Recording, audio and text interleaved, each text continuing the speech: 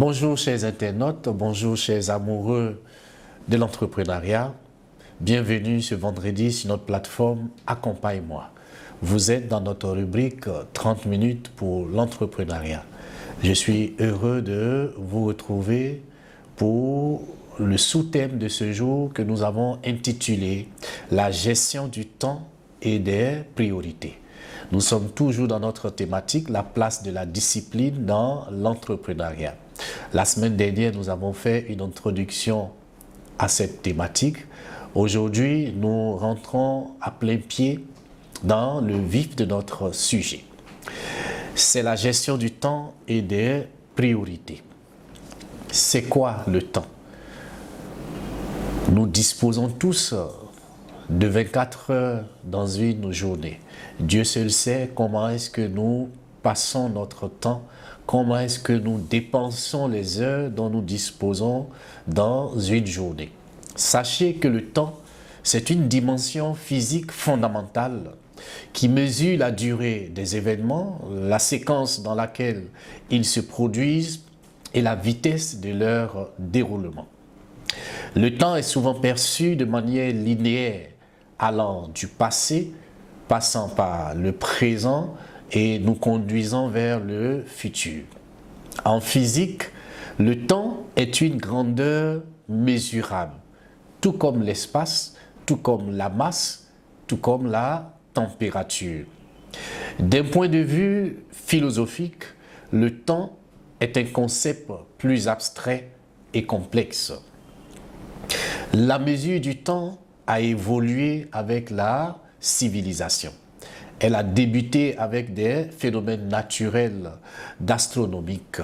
Le jour, la rotation de la Terre sur elle-même, l'année, la révolution de la Terre autour du Soleil, le mois lié aux phases de la Lune.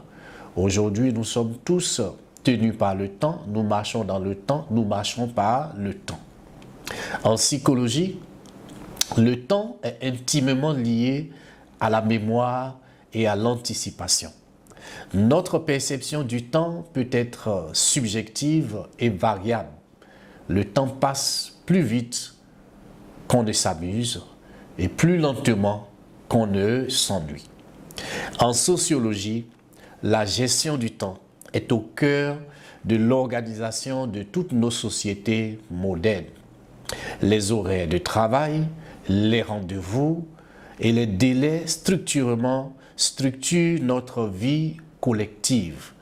Le concept de temps libre, loisir est apparu avec la révolution industrielle, marquant une distinction entre le temps contraint, le travail, et le temps choisi, les loisirs. Voici un peu ce que nous pouvons dire sur le mot temps. Nous parlons aujourd'hui de la gestion du temps et de la gestion des priorités. La gestion du temps est un défi universel. C'est vrai que notre plateforme, nous nous adressons premièrement aux entrepreneurs. Mais la gestion du temps, sachez-le, c'est un défi universel. Elle va prendre une dimension particulièrement critique dans le monde de l'entrepreneuriat. L'entrepreneur est à la fois le visionnaire de son entreprise, le stratège, parfois même le commercial, le financier et souvent même le logisticien. Il est très généralement un tout en un dans son business. Face donc à cette multiplicité des rôles et à une charge de travail souvent écrasante, une gestion du temps efficace n'est pas une option pour l'entrepreneur, mais une nécessité absolue pour la survie et le développement de son entreprise. L'entrepreneur doit apprendre à structurer son temps pour maximiser sa productivité. Vous savez, une mauvaise gestion du temps peut entraîner le surménage, le report de beaucoup de tâches importantes et peut vous faire manquer des occasions importantes. Au contraire, une bonne gestion du temps va permettre à l'entrepreneur de se concentrer sur les activités qui génèrent le plus de valeur, comme par exemple la stratégie, le développement commercial, l'innovation, le marketing et j'en passe. La gestion du temps est donc une compétence nécessaire pour tout entrepreneur. Elle va consister à planifier, à organiser et à contrôler l'utilisation de son temps pour optimiser son efficacité et atteindre ses objectifs. N'oublions pas, dans le monde de l'entrepreneuriat, nous montons une société, nous montons un projet parce que nous avons une vision. Et nous avons dit que la vision, nous partons toujours d'une idée que nous allons transformer en un rêve judicieux qui va prendre la forme d'une entreprise. Contrairement donc à un salarié ou à un collaborateur, l'entrepreneur est son propre patron. Cela lui confère donc une grande liberté, mais aussi une grande responsabilité. Il est souvent submergé par une multitude de tâches, nous venons de le dire. Il est soit à la vente, au marketing, il intervient à la comptabilité, dans la gestion des équipes, dans la gestion des employés. Il intervient à tous les niveaux et il doit faire donc face à des imprévus. Donc, si ce dernier n'a pas une bonne gestion de son temps, il risque donc de se disperser, de s'épuiser et de compromettre la réussite de son entreprise. Nous l'avons déjà dit, nous ne créons pas une entreprise pour qu'elle meure au bout de 2 ans, au bout de 5 ans. Nous la faisons pour qu'elle puisse être une activité ou un projet qui va se pérenniser après nous. Donc la gestion du temps est le processus de planification et de contrôle de la quantité de temps consacré à des activités spécifiques pour un entrepreneur. C'est une discipline qui vise donc à utiliser son temps de la manière la plus efficace et productive possible. Elle va inclure donc des techniques pour organiser par exemple son agenda, pour respecter les délais et optimiser son emploi du temps au quotidien. La gestion du temps se concentre sur comment accomplir les tâches. Dans la même mouvance, nous parlons de gestion du temps et des priorités. Définir donc des priorités va consister pour l'entrepreneur à identifier les tâches les plus importantes pour atteindre ses objectifs. L'entrepreneur faisant face à cette multitude de sollicitations et de tâches que nous avons énumérées un peu plus haut, sans un système de priorisation, il risque de s'éparpiller et de consacrer son énergie à des activités peu productives. La gestion des priorités devient donc, elle, le processus de hiérarchisation des tâches et des activités en fonction de leur importance et de leur urgence. Elle consiste donc à identifier les tâches qui génèrent le plus de valeur et qui sont les plus alignées avec les objectifs, puis à les exécuter en premier. La gestion des priorités, elle vient répondre donc à la question « Quoi faire en premier ?» La principale différence donc entre la gestion du temps et la gestion des priorités va résider dans leur focus. La gestion du temps est une question d'efficacité, faire les choses correctement. Et la gestion des priorités, elle est une question d'efficience, faire les bonnes choses. Dans notre contexte professionnel, il est possible donc d'être très bon en gestion du temps, travailler même 12 heures par jour, enchaîner les tâches, mais ne pas être productif si l'on ne se concentre pas sur les bonnes priorités. Les deux concepts donc sont complémentaires, mais il faut d'abord définir ses priorités, quoi faire, pour ensuite gérer son temps de manière efficace, comment le faire. Dans le déroulé donc de notre formation, nous allons commencer d'abord par le quoi faire, c'est-à-dire comment arriver à définir ses priorités. Et ensuite, nous aborderons la gestion du temps, c'est-à-dire nous toucherons au comment le faire. Gérer les priorités en entrepreneuriat. Nous disons que c'est l'art de se concentrer sur l'essentiel.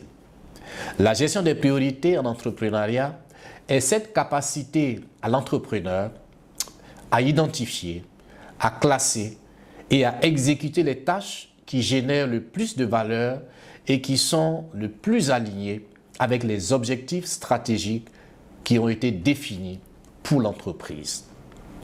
Pour un entrepreneur, qui est souvent le seul responsable de tous les aspects de son activité, doit savoir prioriser les tâches.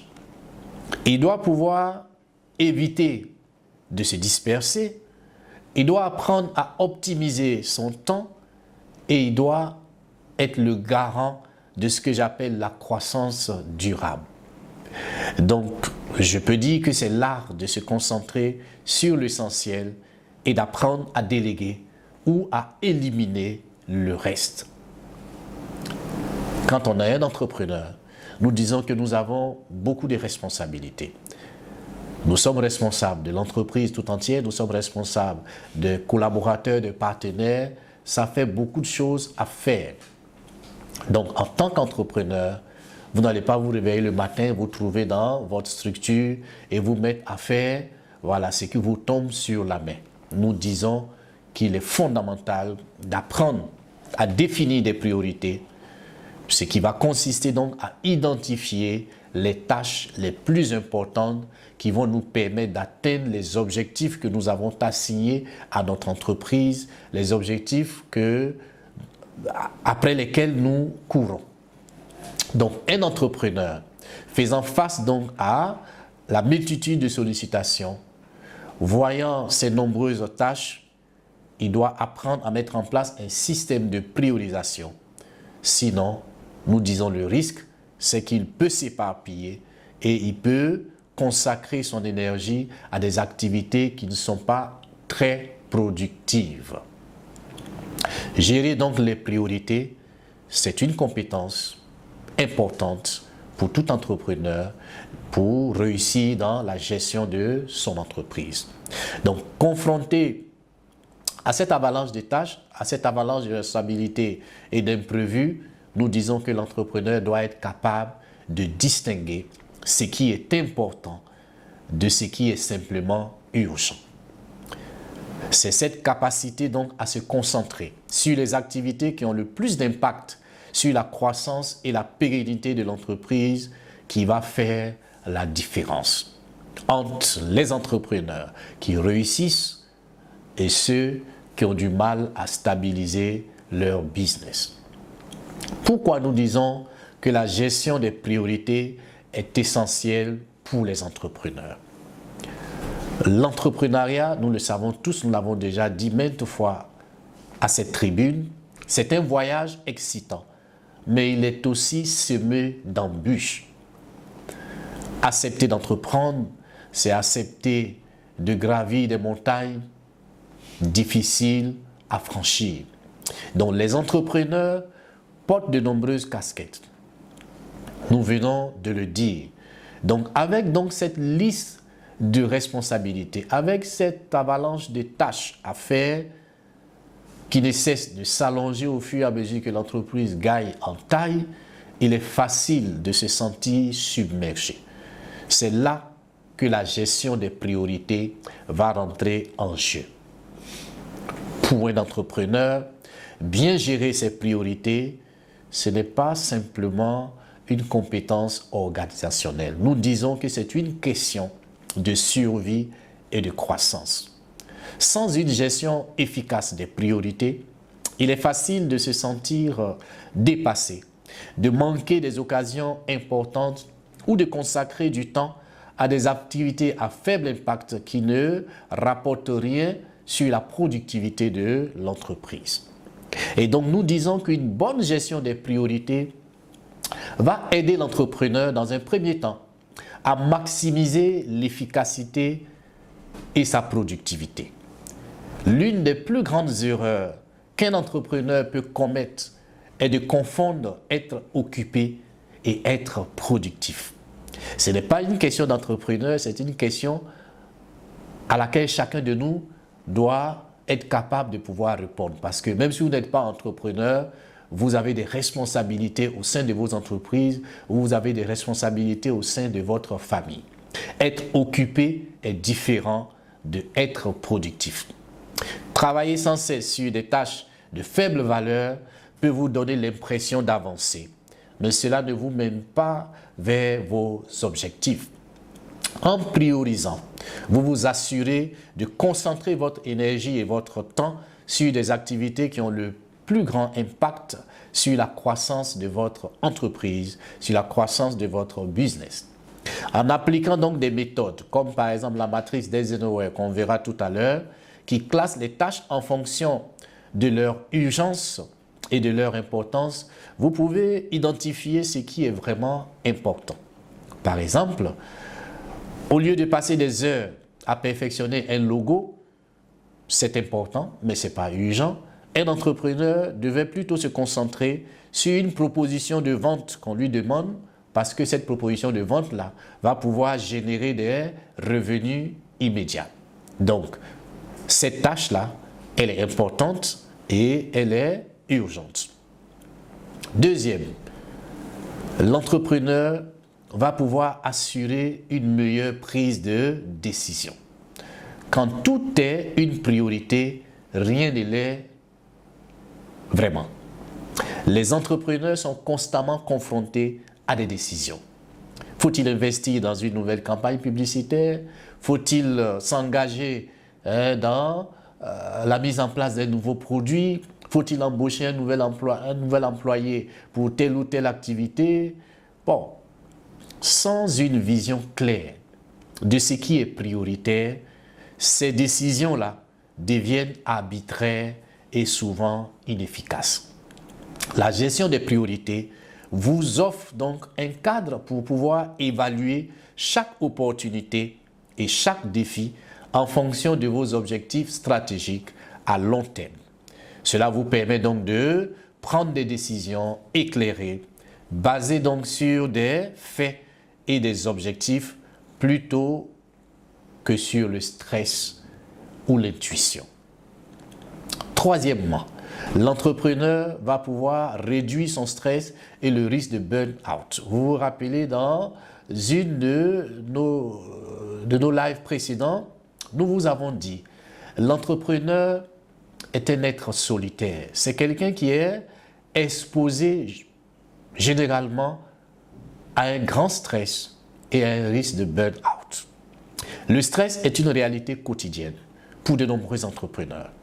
La pression constante de tout faire et de tout faire parfaitement peut rapidement mener ce dernier-là à ce que nous appelons l'épuisement professionnel. En définissant vos priorités, vous vous accordez la permission de ne pas tout faire en même temps.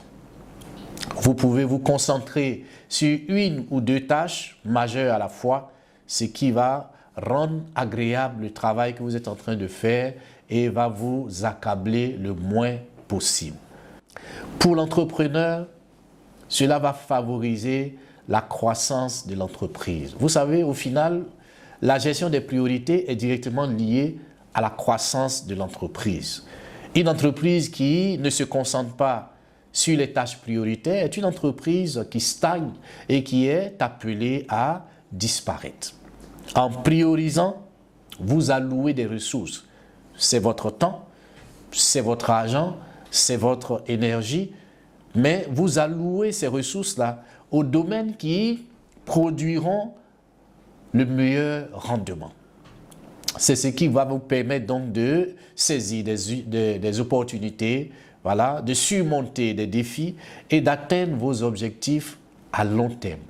C'est la différence entre une entreprise qui se contente de survivre et une entreprise qui prospère et qui a le souci d'un développement réel. L'entrepreneur va pouvoir se concentrer sur les objectifs stratégiques, assurer par exemple le travail quotidien est aligné avec la vision à long terme de l'entreprise, optimiser l'utilisation des ressources dont il dispose. Donc, il va pouvoir diriger gérer son temps, gérer son argent, gérer son énergie, et il va pouvoir prendre des initiatives qui sont vraiment des initiatives rentables pour l'entreprise.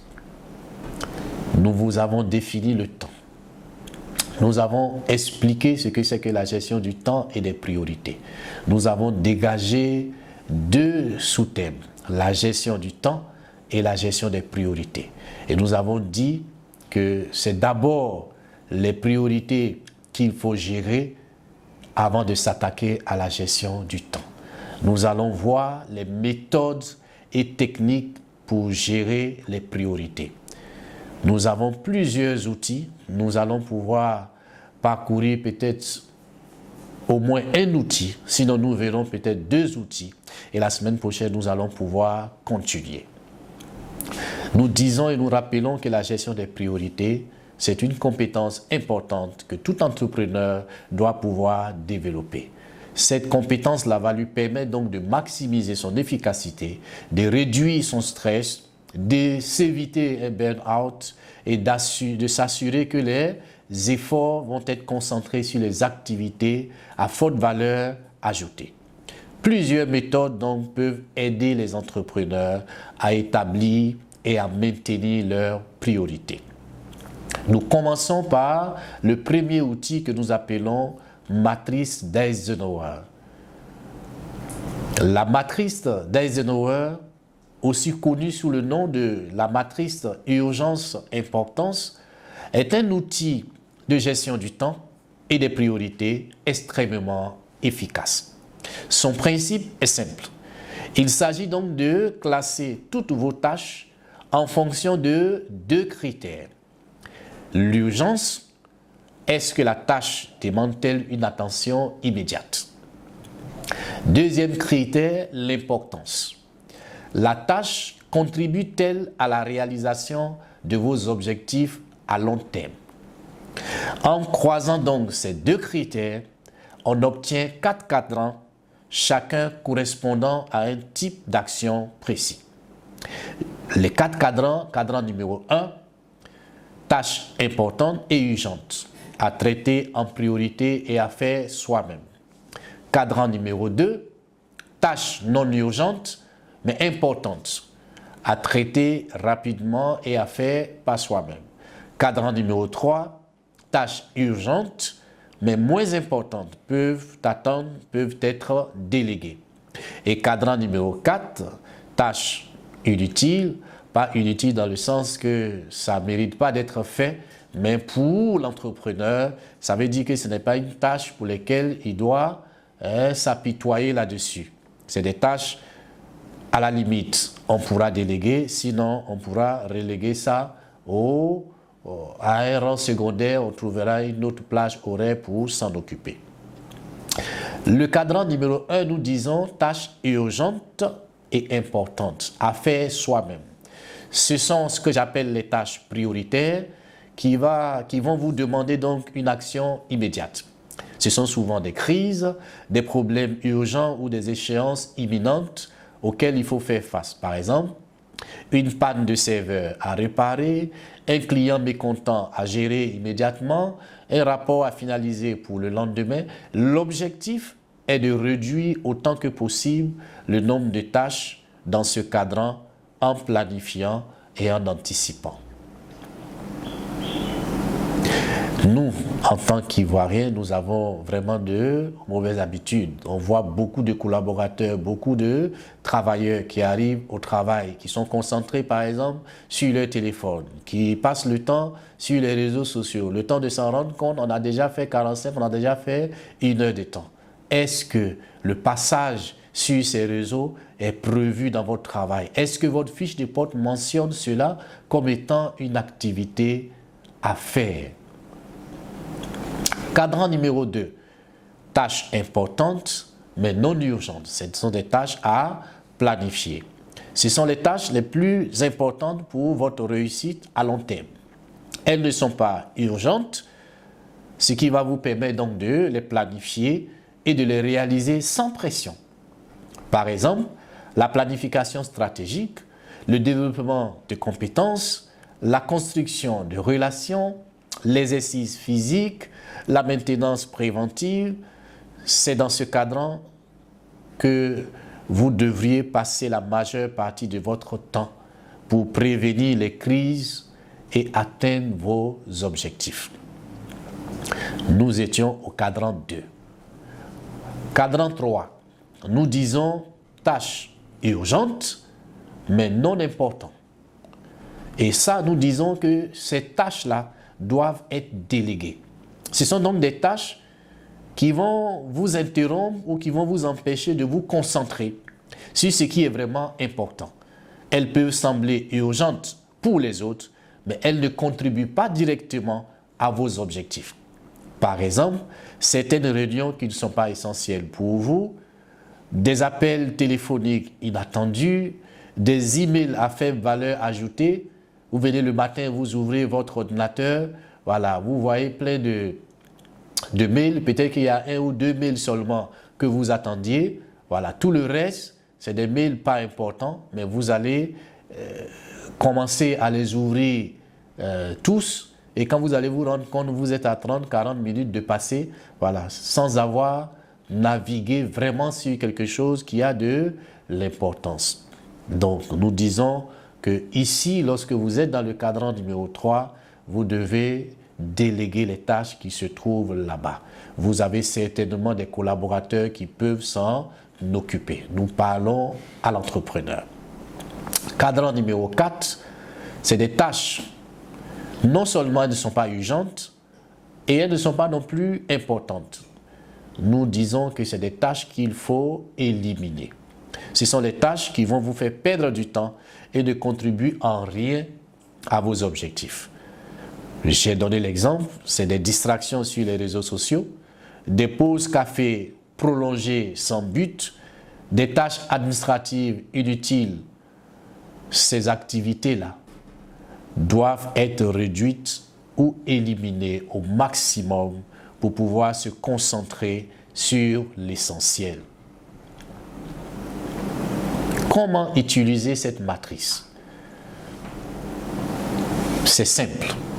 Il faut commencer déjà par faire une liste. Notez toutes les tâches que vous avez à faire sans distinction. Je viens le matin, je vais énumérer toutes les tâches que j'ai à faire. Je vais ensuite analyser les tâches et je vais les classer. Pour chaque tâche, je dois pouvoir me poser ces 2 questions. Est-ce que la tâche est urgente? Est-ce que la tâche est importante? Pour chaque tâche, je dois pouvoir répondre à ces 2 questions. Et en répondant à ces 2 questions, je dois être capable d'attribuer chaque tâche au cadran qui y correspond. Agissez.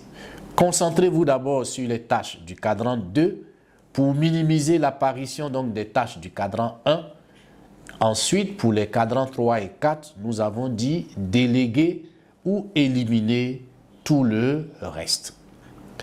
C'est un exercice que vous pouvez faire chaque matin. C'est un exercice que vous pouvez faire en fin de semaine. Mais si vous le faites, vous allez commencer à structurer votre temps. L'objectif final de la matrice d'Eisenhower, ce n'est pas seulement de trier vos tâches, mais c'est de vous aider à vous concentrer sur ce qui est réellement important. En gérant efficacement votre temps, vous réduisez le stress et vous augmentez votre productivité tout en vous rapprochant de vos objectifs. On retiendra que l'outil premier que nous proposons pour la gestion du temps et des priorités, c'est la matrice d'Eisenhower. Nous avons 2 critères sur lesquels nous devons pouvoir marcher. Le critère de l'urgence et le critère de l'importance. Donc vous ne pouvez pas venir le matin, ne pas répertorier toutes vos tâches et commencer par exemple par les réseaux sociaux. ou commencer par exemple par des appels de parents, ou commencer par exemple par des appels d'amis, ou recevoir un appel d'une copine ou d'un copain qui lui est peut-être en vacances quelque part, mais vous n'êtes pas en vacances, vous êtes en activité. Et vous avez des objectifs. En fin de journée, vous devez pouvoir faire un point de votre journée. Qu'est-ce qui était prévu? Qu'est-ce que j'ai réussi? Qu'est-ce que je n'ai pas réussi? Et vous devez apprendre à planifier la journée d'après. Nous allons continuer la semaine prochaine avec les outils et nous allons achever avec la gestion du temps. Nous avons commencé par la gestion des priorités et le premier outil que nous avons vu aujourd'hui, c'est la matrice d'Eisenhower. Commencez par vous exercer. Je sais que nous sommes nombreux à mal utiliser notre temps. Nous sommes nombreux. Aujourd'hui, quand on se promène dans la rue, on est inquiet. On est inquiet. On a 2-3 téléphones rattachés à 5-10 réseaux sociaux pour faire quoi? Point d'interrogation. On cherche du travail. Lorsqu'on a du travail, on ne regarde pas à nos occupations, à ce pourquoi nous sommes rémunérés ou nous serons rémunérés. Parce que certainement l'entreprise a mis l'Internet à notre disposition, nous allons passer du temps à tout ce qui est futilité, à tout ce qui ne permet pas à l'entreprise de gagner en productivité. Et pourtant, nous sommes là pour être une valeur ajoutée pour l'entreprise. Vous étiez sur notre plateforme Accompagne-moi, dans notre rubrique 30 minutes pour l'entrepreneuriat. Nous avons été heureux pour le partage de ce jour. Nous vous invitons à aller découvrir notre plateforme Accompagne-moi. Notre site est disponible. Vous trouverez de belles choses là-dessus. Nous sommes sur les réseaux. Vous trouverez également nos capsules sur le développement personnel. Vous trouverez certaines de nos rubriques, comme par exemple la lucane du croyant. Voilà. Nous vous invitons à nous suivre sur ces différentes plateformes. Vous aurez beaucoup à gagner. Pour toute personne qui a besoin d'un accompagnement particulier dans le coaching, nous sommes également là. Nous pouvons vous accompagner. Très bonne fin de journée à chacun, à chacune et à la semaine prochaine, même heure, même fidélité.